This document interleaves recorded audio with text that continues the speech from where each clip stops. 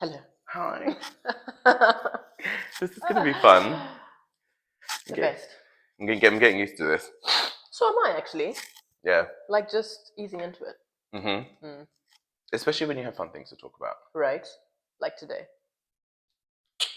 What are we talking about today? Kenya! We put on a play in Africa. Right. Tell us something. Yeah, lots to say. Where do we start? That is the question. You know, there's always a question. Do you know we realize we always say that is the question? What is the question? We're such theatre people. No, we're not catting your life, Shakespeare. But we're really not. There's an argument that you may be catted sometimes. Don't come for us, classical theatre people. Inspiration is always borrowed. Yeah. And you know, always. Yeah, apparently we borrowed that without even thinking. To be or not to be, what is the question? What was the question, actually? What was the question? Okay. Stop. So we staged a play in Africa. We did. And the question was how? I mean, it's not really so much a question as opposed to questions. Yeah, true. Because you don't just stage a play internationally. Is it international because you are from Africa? I know. So yes, for us it's international, but is it really? For myself. For yourself. I mean, for me it was. Yeah. It's as international as you coming to the UK. They're intertwined. Yeah. Everything's like, Everything is everything. Yeah. But it is a special experience doing that. Very special. It was amazing. Firstly, considering you went to Africa for the first time. It was my first time in Africa. It was my first time in Africa. I don't even know if I'm proud to say that because I should have gone long before, but it was definitely special for that reason as well. Perspective is everything. And sometimes you have to go outside of what you know to build your perspective on something. I would never have even approached the idea of producing a play at an African theatre festival. Not because I wouldn't have wanted to, but because the idea of it, I just wouldn't have even known where to start. And that is where we have you to thank. Right? But it was all you. But the thing is, much like you, it wasn't really in my mind initially, had I not gone to Uganda like in 2023. So let's talk about that. How did this whole thing come to pass? It actually didn't start with Kenya. So 2023, I was invited to take my play to Kampala International Theatre Festival. This was through another organization based in Zimbabwe. And my eyes was like opened. Again, I feel ashamed to even admit this, that I haven't traveled much in Africa. So I know it's like now I have, like, but like not really. But it was amazing. Like literally, I wanted to live there. Like honestly speaking, Uganda was like a dream. The people are just so lovely. I'm always losing her to other countries. But I come back. You do. We established this. You do come back. I come back. So it was lovely. It was a lovely festival. And it really opened my eyes. Like just seeing all of the art, all of the internationals, creatives, like from different parts of the world, like was just so eye-opening. And they just took care of us. I went away thinking, wow, this is great. Like I need to go to more of these. So I think that's when the seed was sort of planted. Yeah. Fast forward to like 2024. Now I'm like randomly Googling online. And lo and behold, I see Kenya International Theatre Festival. And I was like, I wonder if we can apply. And I just did. Obviously, I didn't tell you because I was like, I don't even know if we're going to get it. No, but I didn't even know if we were going to get it. So I was like, why should I even tell him? Let me not get I'm actually glad she didn't because this was no expectation. There was none. Like zero. Zero. Yeah. I think you weighed that all on your show. And we were working on another show at the time. So I think a show that we will talk about in the future, not the focus of today. But because we had our focus on another play that we were doing, on the sidelines, covertly, she just was plowing away, which is a really good lesson, actually, because even though you're focusing on something, and you should focus on like one thing at a time to make sure that it is given the time and attention that it needs, it doesn't mean that you shouldn't also be forward thinking about what you're going to do next. As a result of that initiative, we ended up doing 2 plays in 1 year. I don't think we've ever done that before. Never. Yeah. And actually in a space that I didn't have any idea that we were going to tackle ever. Well, I shouldn't say ever because we have said that we are going to stage work in Africa, but I definitely didn't know it was going to be this soon, and I didn't know it was going to be that year. Yeah. I know. It was a matter of months. It was like, you just told us, oh, by the way, we got this. And should we go? I was like, what? Where are we going? I wasn't involved in the application process, you were. So what did you have to submit in order to apply? A simple form. You had to submit the play you wanted to submit. So I submitted Strangers and Revelations. Yes. And again, that's the play we took there. Yeah, I'm so grateful to our company because again, I would never have like worked on that play. That's like, I would say, my very first full-length play. And I thought, and again, why I didn't tell you? Because I was like, I mean, there are high chances I probably won't get it if it's not good because it's my first one. I applied using that play and then spoke a little bit about it, like the needs of that play, like tech, like what we would need and stuff. Very like, it was a very short sort of form. Didn't take that much time. And then you sort of wait. You sort of wait to hear back. And then heard back after about 3 to 4 weeks, which wasn't bad actually. For a festival, no. Yeah, for a festival, yeah. Especially an international one. Exactly. And then, lo and behold, I just sent you the screenshot, and then that was that. Then now it was like, how do we actually get there now? I got a screenshot. I must see if I can find the screenshot and just pull it up of like you tell. Was it a screenshot or was it a message? Whatever it was, I'm gonna have to show you because it was just like, yeah. By the way, we got this, and I was completely blown away. But I think what I found funny about that is the moment I told you like we got it, like again, wasn't expecting that, but you were like, yeah, let's go. But it was a no-brainer. But I think that's what I like about like your heart is the fact that like you actually saw the opportunity in us going to Africa, and we actually then decided to make it happen. It was absolutely an opportunity, and one we couldn't afford to pass up. And I was even more honored that I was asked to perform in the show because there was no guarantee that that was going to be the case. But we should probably talk about why we did that because it wasn't necessarily from like an ideal casting point of view. I think it was more from, well, actually, we're doing this with very limited means, and it's actually a bit of a risk for us to do. Yeah. So for us to go abroad, there's a lot that comes with that. And I think that if you're bringing someone who you're essentially hiring, it just really gets more expensive to be able to do that and also to protect their interests in a foreign country. When we talk about in other videos, it can be unclear about how to approach things. Yeah. From an insurance point of view, from a licensing point of view, you don't really know how to tackle these things. Like say we brought someone abroad and they got injured or something like that. Insurance wise, where would we be covered? So it wasn't just about insurance, but it really was just about practicality. And we also had to turn it around in quite a quick space of time. Of course, we didn't really have the time to do auditions and find the person who was going to be the right fit. So that was probably a good learning lesson for us as well, is that we lucked into being able to just have the talent that we needed amongst ourselves. It was a two-hander. We were able to play both of the roles. But moving forward, doing work on that scale, you do want to think about these things before you just submit work. But in our case, it worked out. In our case, it worked. Yeah. I think also the thinking behind it was I knew the play didn't have a lot of massive needs. In my mind, I thought to myself, you could probably play Malcolm. She decided my fate, and I'm very grateful. And so in as much as, of course, your character had roots back in Zimbabwe, they're actually largely based in London. So I think for me, it wasn't so far off. It's, you know what I mean, in terms of it being believable. And you also have African features as well. You know what I mean? So that was kind of the thinking behind that. And then sort of getting the right director, you know, picking an East African director, like I think also was a good decision. Who you met at who I met in Uganda as well. And I felt like that was a good decision because again, like you're saying, if we were to have gotten someone here, you know, logistically, like what does that look like? You know what I mean? So whereas Uganda is literally on Kenya's doorstep. Exactly. So it kind of felt right. Like I felt like the team that we came up with was the right fit. And it's an exercise in alignment. If you believe in that thing, which we definitely believe in alignment, 100%. You don't have to force things. They can just happen. Yeah. The effort is in putting yourself out there for the opportunity. Once you have it, everything pieces together the way it should. We probably should talk about the play itself. Because, I mean, we took this play to Africa. What was it? But what is Strangers and Revelations, Chiedza? I'm going to give you a little bit of a glimpse because this show, I would love it to tour. And I would love it to be shown here in London actually as well too, but like stay tuned. It's about these two characters, Zodwa and Malcolm, and they are based in London, but they do have African roots. They meet on a first date and then sparks fly unexpectedly, and a lot happens. It's grounded in mythology, it's grounded in trauma. There's a lot that happens, but I think that's all I'll say for now. Yes.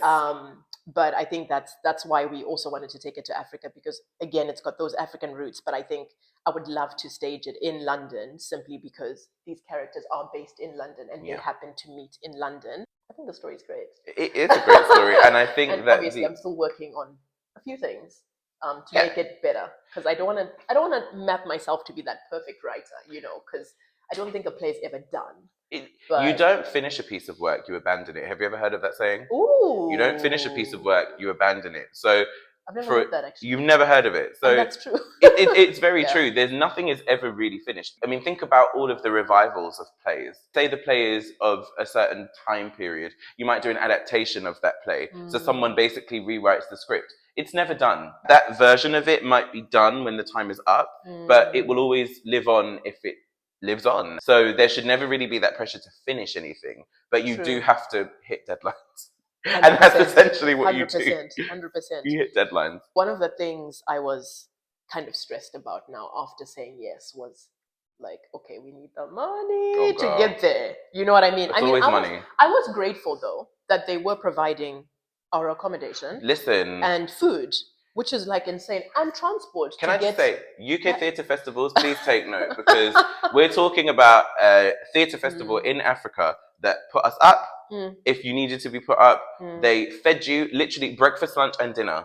No exception. Breakfast, lunch, and dinner. They fed you.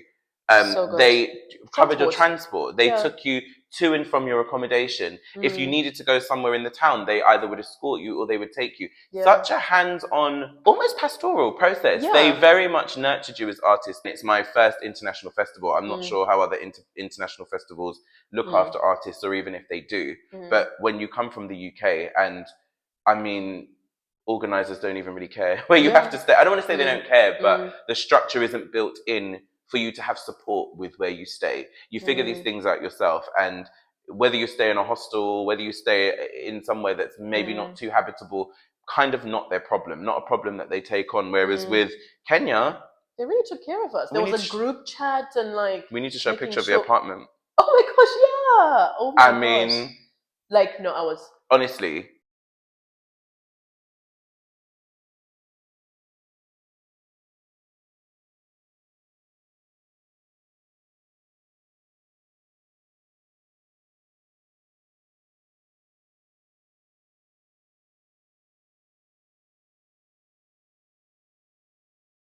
We didn't even necessarily know what the quality of things would be in advance. We just knew that they would take care of us.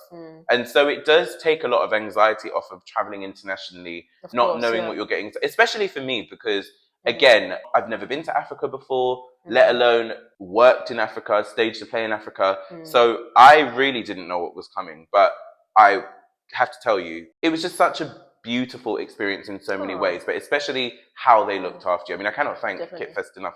And we built such a lovely camaraderie with the team there, the visiting companies. It was a dream. It was really, really special. Before we even get into the specifics of being in Kenya, we had to get there. And you mentioned we had to raise money. Yeah. Girl, how do we do it? Because we talk in our other videos about the fact that the fundraising process can look different for every show. This time, what did we do? Crowdfunding. We had to. Like, it just had to be done. Like, I'm like, humble yourself. Like, you know what I mean? Like, that's the only way. Because with the turnaround time, I really just couldn't see any other way. Yeah. But to really like just talk about our show, put it on our socials, tell people what we're doing, and that we've been selected to go to Africa. And we got a lot of support. It was really nice, the response that we got from our loved ones, even just online when you see the amount of people who engage with the posts that we put up. It was wonderful to see that people really wanted us to win in that respect. Exactly. And it was those donations that basically paid for our flights to get there. That's really all we could raise the money for, was to pay for flights. And then we landed.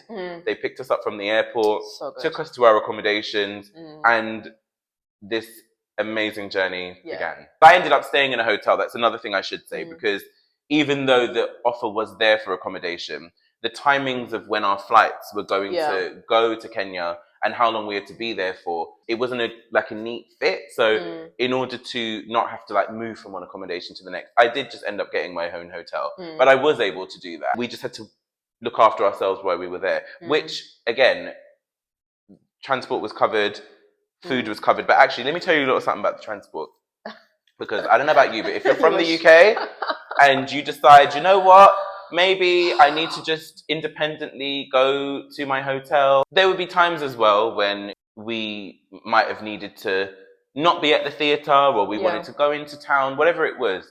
And I'm not going to tell you how much an Uber was or a Bolt was. I'm just going to show you. Because you're not going to believe it. You're literally not going to believe it. If you're from the UK, you are not. And I know that I don't want to be insensitive to conversion rates, because I know that within the countries themselves, the actual price within the Kenyan shilling would have been expensive to Kenyan locals. Yeah. But luckily for us, the conversion rate that we had, this is how much it costed. And then I show them the screenshots. AI didn't give you that screenshot. That was how much average an Uber costed or a Bolt costed. Yeah. It's not like we're going super close. No, it was like 15-minute journeys. It wasn't. It was a standard Uber journey that you would take in London in terms of distance. Yeah. And that's how much it costed. So the actual cost of being there, it really wasn't expensive to be there. But I do think that is hugely to what the festival gave us in terms of looking after us, and also things in pounds didn't equate to that much. There was also a hack with the phones, which I didn't use. I'm so silly. But this might be common knowledge to some of you, but you just get an eSIM. She kept talking about this eSIM like I knew about it. I think she kept saying, I'm going to get a line. I expected you to just know, like, I need a line. You were like, what? Like, I said, what is a line? What is that? I'm like, oh, I have international roaming. It only costs £7 a day. Like, who do I think I am? And then it costed her what? How many shillings did it cost you? Yeah, I can't even remember, but it was definitely not £7 a day at all. It probably was £7. Anything, it was £7 for the whole thing. Yeah. Period. And so. But it's okay. It was your first time. It was my first time. Next time when we come back, I know exactly what I'm doing. Yeah. But the other thing was my data roaming had just turned on, and by the time it kicked in, I just said, I've already lost money. Okay. So it was what it was. So in terms of how the festival was structured, we were programmed with a lot of international artists. The Kenya National Theatre is where the festival was held, and they have multiple performance spaces. They have the big auditorium, which was primarily for like big scale dance shows. We saw some amazing dance shows. We actually connected with some incredible artists from Germany, Switzerland, South Africa, Kenya, Tanzania. The UK, we met artists from the UK. So that was also really, really nice. Let's talk about this opening festival, because, opening ceremony. Insane. It rivals, I couldn't. What? Firstly, they have billboards in town, like of the actual festival, which I'm like, that's amazing marketing, crazy. Like that's crazy. And then like this festival that goes around, like it's a whole thing. Like that was my first time. Like I thought it would just be like a festival in their theater, their main theater, but it was like literally around the street. Their opening ceremony was a parade, like on a parade on the like. I think, and then it was a parade on the street that then led you to the main theatre space. So we were getting ready. They were like, you need to be back because the parade has started. We said, parade? What are you talking about, parade? The auditorium was full. They had political figures from Kenya attending the opening ceremony. It was honestly, it was red carpet. It was really, really something to behold, and something that is so invested in by the theatre, by the investors. It really just is a special experience. It was just so humbling to be there. And on the opening performance, you got a snippet of mainly the big scale dance shows, because that's the performance space that the opening ceremony eventually culminated in. Then it ended. Listen, so not only did it have a big opening parade on the streets, it then led to this amazing showcase in the main theatre space. It ended in a rave. Oh my! How could I forget that? How could I actually forget that? Rave, not to finish the festival. Gosh, yes. I have clips of that. It ended. Dream. Like we were all like just jumping up and down with strangers, people we didn't even know. No one cared. We were all creatives. We were all happy to be there, and it was a jam.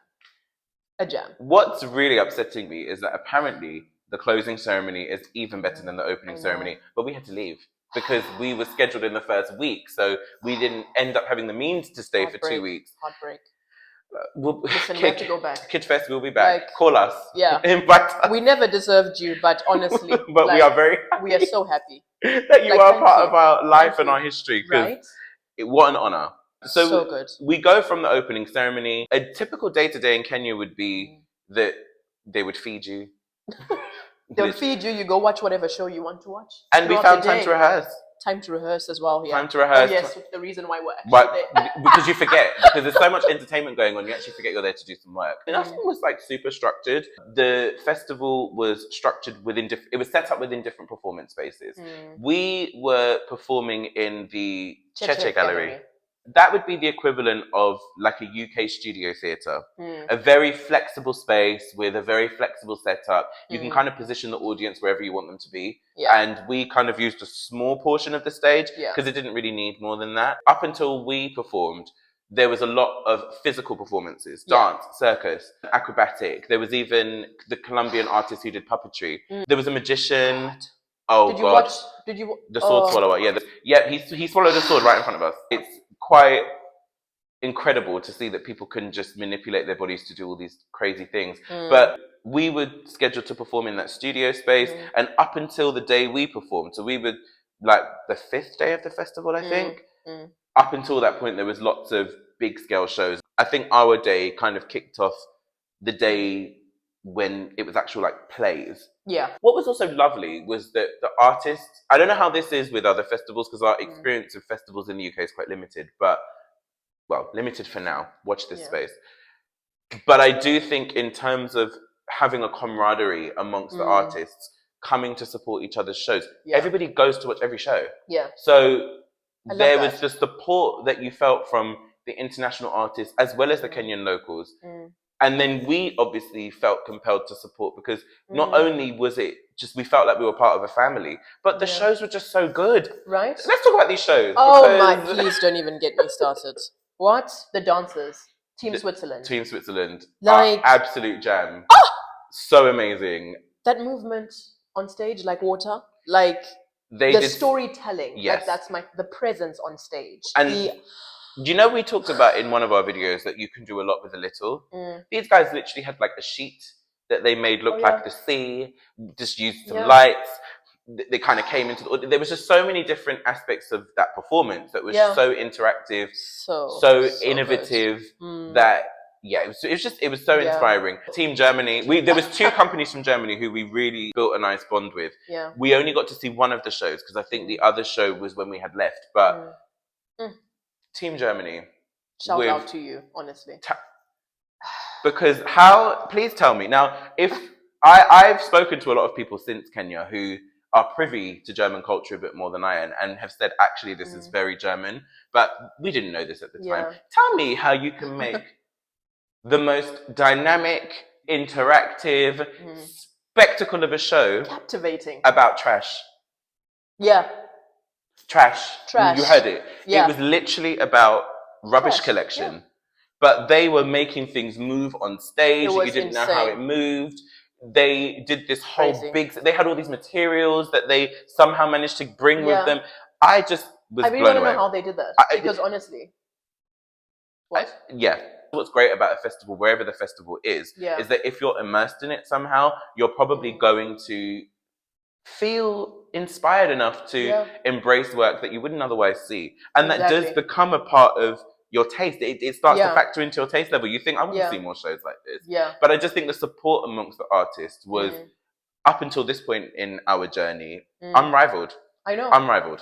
I know we didn't really spend much time in this, but you know the wooden van outside? Yes. It was called the Taumbao Mbao. I hope I said that properly. I'm sorry, Kenya. Forgive me if I'm saying it wrong. But they had like these like portrait healing sessions, and you could have drinks in there. Like, different activities happening in that van. Because I kept wondering, like, what is happening in this van? Yes. It was like a van that was like outside, and it was just there throughout the whole festival. But they literally built it. So apparently that van went to, because they do the Uganda festival after the Kenya one. So they actually traveled with it and took it there. Amazing. So I'm like, you know, things like that. I'm like, they do paintings there. Yeah, painting, poetry, the poetry slam. Yep. Insane. They had the football show that was outside. So that's it as well. So some of the performance spaces weren't even in the stages. They were like outside on the grounds. Yeah. So you had a bit of immersive, site-specific theatre as well. Yeah. Incredible. Incredible. So good.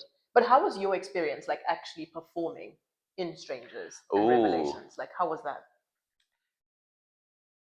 Do you know what? I have so much love for African audiences because before I even get onto the performing, let's talk about the fact that we had a full audience and we didn't have to fly out a damn thing. That's crazy. Not one flyer that we had to do. We didn't even know these people. We didn't know anybody, apart from the people who were artists in the festival who we'd gotten close to. In terms of everyone else in the audience, either they were other artists from the festival who we hadn't met yet, or they were Kenyan locals who came and saw the show. Crazy. So that was, because that's one of the stresses of doing a show in the UK is how do you get audience? And we will talk about that more in other videos. We talked about it a little bit in the video of producing our first play, which was in a UK theatre space. But that is always, because why else are you doing this if you can't attract an audience? Of course. And if there isn't an audience to show it to. But we didn't even think about that while we were there because it wasn't a case of how are we going to promote this. We didn't have to do anything. And I don't know if that's a good or bad thing, but what I will really, again, thank the Kenya National Theatre for and KITFest is that they made sure, and it wasn't just us, every show had an audience.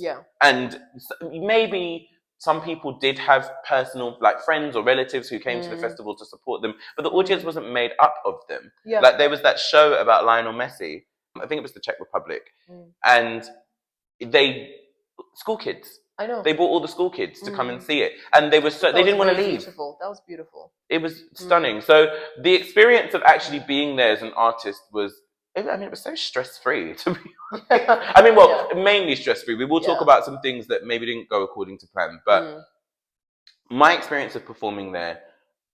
So I'm someone who, as an artist, an actor, I think in the UK we have this desire to be validated with, like, laughter and having the audience laugh, which is not something I personally look for unless it's like a comedy play. There's a whole thing about comedy in my eyes that I think I talked about this in our video about Bougie, where unless you're really marketing your show as a comedy, if your intention is for it to be a comedy, you can't trust that people are going to see the humor in it because, and even if it is marketed as a comedy, everyone's sense of humor is different. But what I will say about performing in front of an African audience is it was a very big learn, because the show was quite serious. It wasn't like it was, but because they understood it and because they were able to engage in the nuances of it, there was laughter in places I didn't see coming. I was like, wait, that's funny. I was like, okay, well, you're going to laugh. It's fine. Because I don't get thrown by it, but I certainly don't expect it. But there was definitely, I think what I felt performing there was just a huge amount of support. And people who wanted to just see great work, were very immersed in the storytelling. To say it was a different country, I felt so at home performing on stage there, especially with the team who was supporting us. We built a lovely relationship with the staff at the Kenya National Theatre or the artists who were working on the productions at the festival. Performing as an actor, I mean, I would recommend it. It was just so much fun. So much fun. So much fun. Even though the story was quite intense and took us to some dark places, it definitely was an enjoyable, fulfilling experience. And that, for me, I can't ask for any more, to be honest. I find it hard to even say in words. It just felt correct. It just felt correct. I equally loved performing there as well.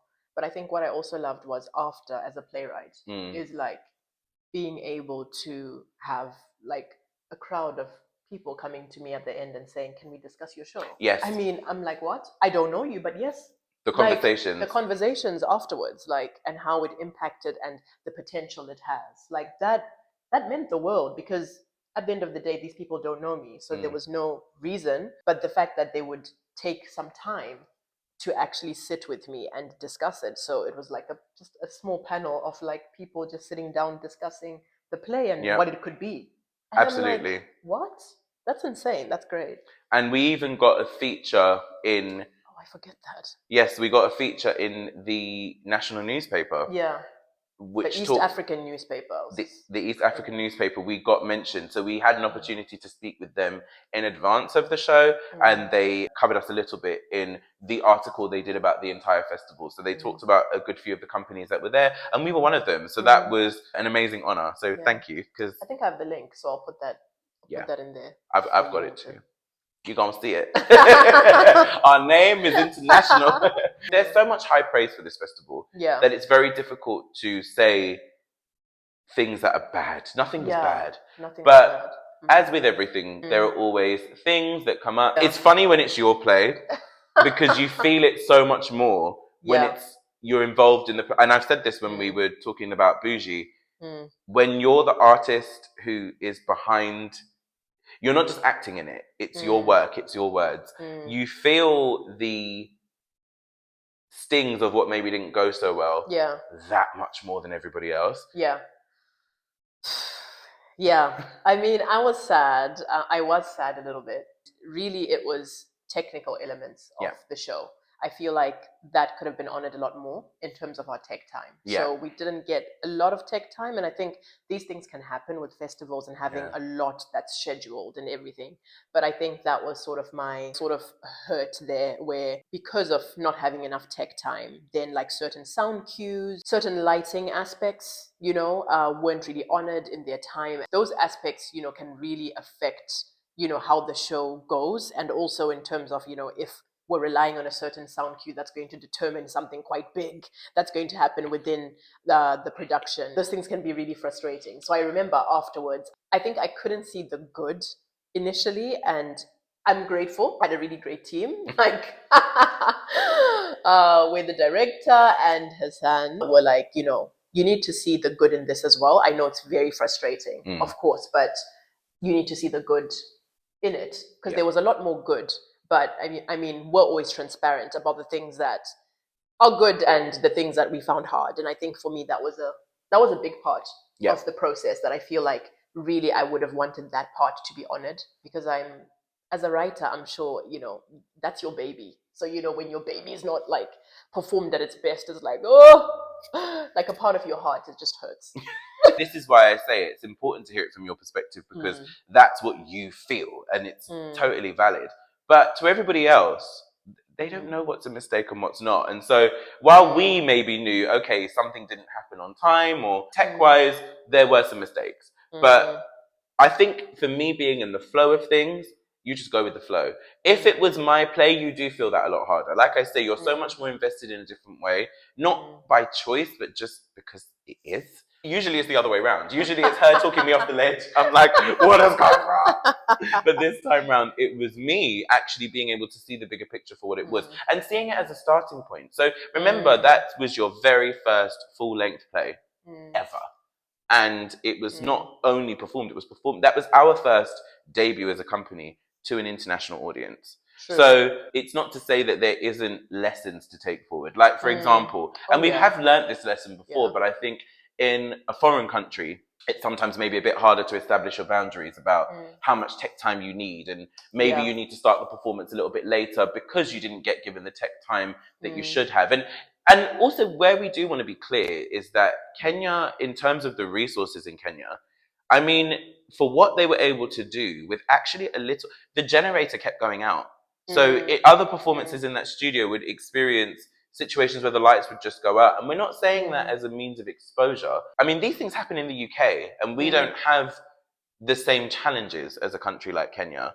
So the fact that they're able to do things on such a big scale, it's only natural that things will come up. It's only natural that there are going to be elements that you have to weather, because that's not a Kenya specific issue, that's a theatre issue. If you look at Edinburgh Festival Fringe, which happens every year, there's a venue. If you're watching this channel and you watch Edinburgh, you'll know exactly what I'm talking about. If not the story, definitely the venue. There's a venue called Underbelly. Their electricity just went out. It just went out. And that was in Edinburgh. It can happen anywhere. And I think it did derail the performances. It set things back a little bit. There's articles about it, so I don't know the full ins and outs. But just to give an example of the fact that we've talked about this a lot, elements that are out of your control happen. Yeah. What do you do in that moment to be solutions focused? What do you do to just go to the other side of that? For me, the learning was like just be as minimal as possible as well, especially if you're taking a show and you don't have a lot of tech time. You know what I mean? Or so, like, even any festival environment. Just try by all means not to heavily rely on like tech. Sometimes you have to refine as you go. Exactly. And if it can be served without it, you probably don't need it. Yeah, exactly. When you have, again, we talk about this in terms of budget in one of our other videos about having a dream budget and then a reality check budget. Yeah. Sometimes you also need reality check tech. True. Oh my gosh. That's a word. We've claimed this. Reality check tech. So especially festival environments, scratch nights, where you're not really getting full production value, as it were. Yeah. But you can still produce an amazing piece 100%. Of work. Honestly, you don't need all the bells and whistles. You just need the bells and whistles that are going to be important in that moment. I would say another challenge as well, since we had a director from East Africa. Yes. Like having those rehearsals like virtually initially. Oh, yes. So that was like, I think we only had a proper time with the director physically when we were there. In Kenya. Like in Kenya. We would have a laptop in a rehearsal room. He would be watching us on Zoom or Google Meet, I think it was. Yeah. And then he would just be directing us as we were in the room. But it was so funny because he couldn't always see the entire room. We had to just kind of manipulate it. This is where tech can be great, because that couldn't have happened in a world without video conferencing. True. That couldn't have happened. Yeah. So again, the scope with which we were able to aim for and the type of artists we were able to engage with as a result, anything is possible. Anything is possible. But yes, definitely a challenge that we overcame because we're overcomers. This is what we do. We do what we have to do. We do what we have to do. Yeah. Exactly. Yeah. And then it was over. We had to go home. We had to go. And again, sometimes when we do these story times about doing a show and then it's just over, trust me, that's kind of how it is. You put so much into it and then it has to come to an end eventually. Yeah. And it doesn't always look like this fireworks journey, but I will say that Kenya was just, it was so special in so many ways. It's such a beautiful country. So beautiful. There was lots of different things to do while you were there. I went on a safari. Yay! For the first, I said, I'm not leaving this country. I'm not leaving. How can you go to Africa for the first time and not do a safari? Are you crazy? That was the first thing on your list. I actually thought it might not happen, because like you didn't have much time, but you were like, no, I'm gone. I planned this from before. Because of the time that we were there for. We basically had 7 days there, and all of the 6 days leading up to the show, it was a 6-day process. So I only had 1 day after the show was over, and that day I had to fly home. Best believe I got on the plane in the clothes that I wore to the safari, and I am not ashamed because those animals were everything. It was so lovely. Oh, so nice. It was so nice. I got to go to Mombasa. You did? We're in Nairobi. Beautiful. Like, because she stayed for longer than me. I had to. Like, I wanted to sip on some, coconuts and stuff in Mombasa. I mean, Mombasa's beautiful. So upset. I got safari, she got Mombasa. Exactly, you got your dream, I got my dream. There we go. We didn't even scratch the surface with what we could have experienced in Kenya, but what we did experience was really, really special. And we have a lot to thank KITFest for choosing us, for giving us a platform to spotlight our work internationally for the first time. And hopefully it won't be the last. Definitely won't. It's definitely not going to be the last. If you know us and our dreams, it's going to happen. There's more to come. And if you are sold by everything that we have said in this video, you can experience it for yourself, because KITFest applications are open. At the time of recording, pretty much at the time we're going to post this video, applications are open, and we will put a link to it in the description. I'm sure they will be very happy to hear from you. Of course, They are growing so much every single year. I think last year when we went was their 10-year anniversary. So it was such a special thing to bear witness to what they've achieved in those 10 years and how much the festival has grown, because we talk about this in our very first video that we put up on YouTube about you don't always get to see how theatre productions grow or theatre companies grow in the same way that you might see a YouTube channel grow. But KITFest started with very humble origins. It was like a very small pool of artists who just put on a show, and it has grown into this spectacle. So I think being able to see something that is growing year after year, and being able to experience that for yourself. Listen, it's not even at the pinnacle of what it can achieve and the kind of artists it can spotlight. So if you want to be someone who is a part of their journey and you want their journey to be a part of your journey, apply. Go for it. What are you waiting for? She said it's easy. Just do it. Well, it'll be easy to get in, but to fill the form is not going to take too much of your time. Just fill the form. And even if it does, you've spent longer time on other things. I mean, come on now. Yeah. This is your sign. This is your sign. Okay, guys. So that's all we have for you. If you're going to apply for KITFest, let us know in the comments. If you have questions about KITFest, let us know in the comments. Yeah. If you are inspired by what we said today, let us know in the comments. And if you don't like what we had to say, stay out of the comments. We don't need it. Not Positive that energy, vibes in this place. Yeah. No, it's all love. Is it? No, I'm joking. No, it is. It totally is. It is. It is. Bye, guys. Bye. Ah, that was nice. Such a lovely thing to talk about. I love it. I love that festival so much. Kenya was a dream. Kenya was an absolute dream. Etched in my memory forever. Forever and ever. Forever, ever. Never, ever. I wonder how long that was. Oh, and my hand was just in the shot when you're asking that question. We're about to find out.